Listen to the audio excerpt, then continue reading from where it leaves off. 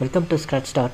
In this session, like a series of mini project of JavaScript, we are going to do a small mini JavaScript emulator. You could have seen this kinds of emulators in internet.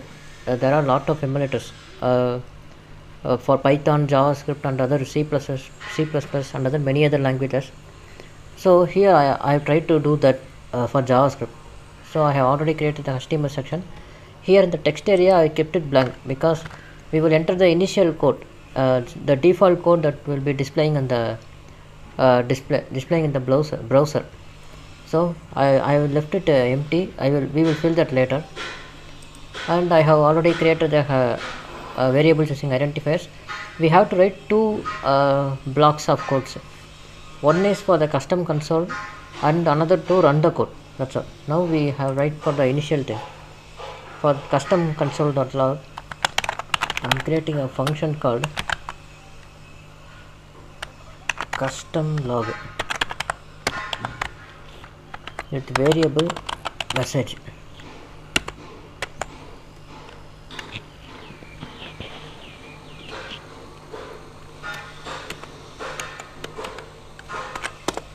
And inside that I am creating a new variable called div, and it will create a new element.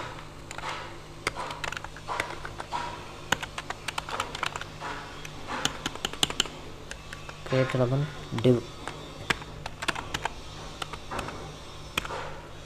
and then we will give this division element a class list add log, and then we will give this text content for this division. Text content, that will be the message parameter, that will be the text, and this console box variable, it will get appended to that variable. Append this division element. That's all. This function message, this defines a function that expects one piece of information, that is the variable here, message, this information. Normally console.log, why we are created separate this console.log means usually the console.log is invisible to the user in real life websites. It will only visible in the inspection. When we click the F12, the inspect tab opens. Only there we will see. I am doing this, writing this console.log blog because we have to see the code, just because, only for that reason. So next we have to run the code. So we will write for that section now. For that I am selecting the run button, giving add event listener, event is click. Inside that I am writing a function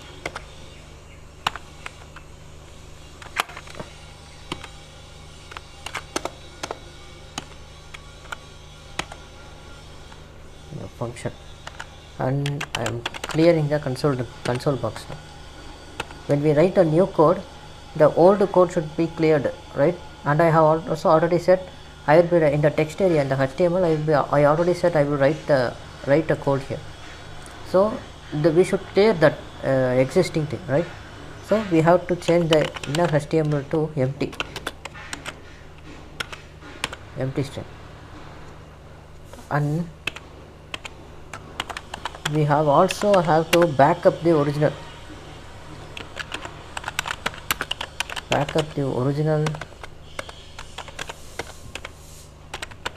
console.log.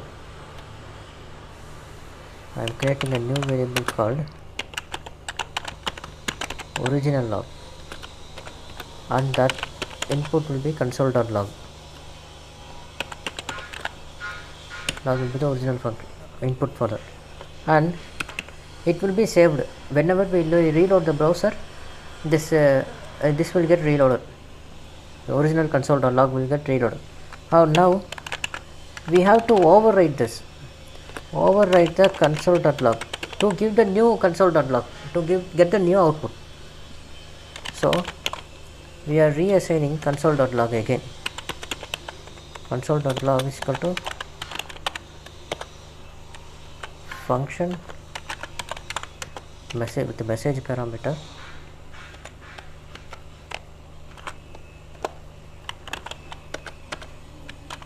custom log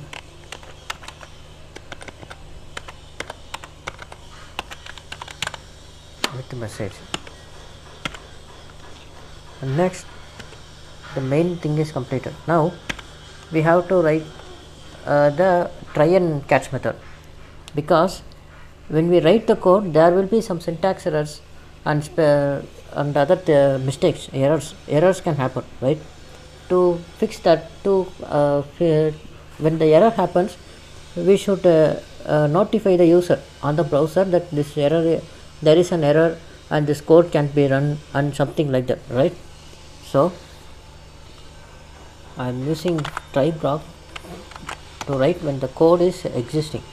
That means to execute the correct code, to execute the user code,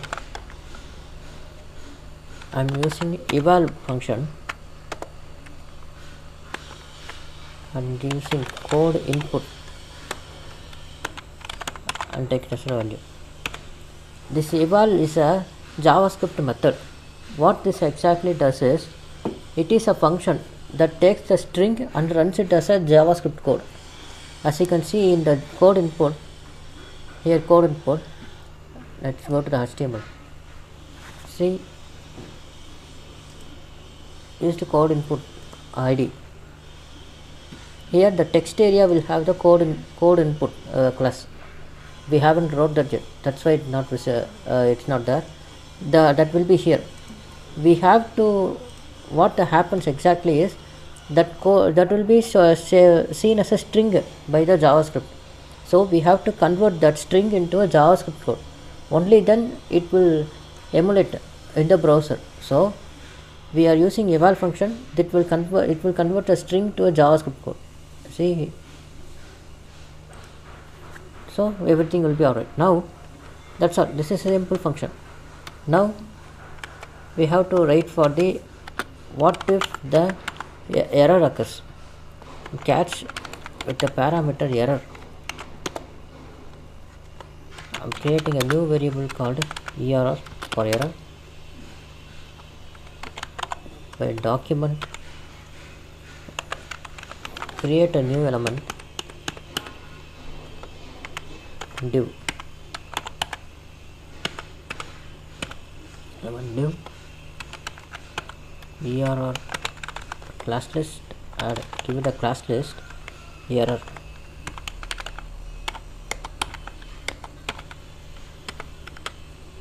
Class list error, and then change this error's text content to error, and then append this to the console box. Console box, append child error. That's all. Now to restore the original console.log. So when we reload the browser, whatever we wrote in the text area should appear. So for that specific operation, to restore the original console.log, write console.log equal to original log. That's all. It will get reloaded. Go to the browser,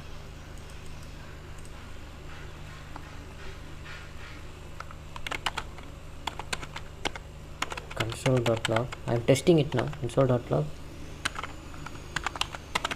hello. I click run code. Now there is some issue because we have included lot of things here. The default code and everything, those are not created. So that is why an error is happening. So I will go to the text area now, give it an ID,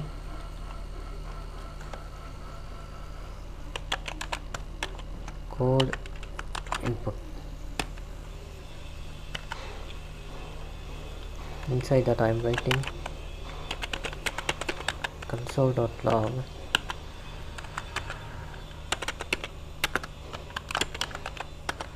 hello world, and I am also giving a styling option too. Document body style background equal to, I am giving light blue for example. So go to the browser, let's reload it. So this is already present. Now when you click run code and we test, we can check it if it's running. See, it is running. We can also change it.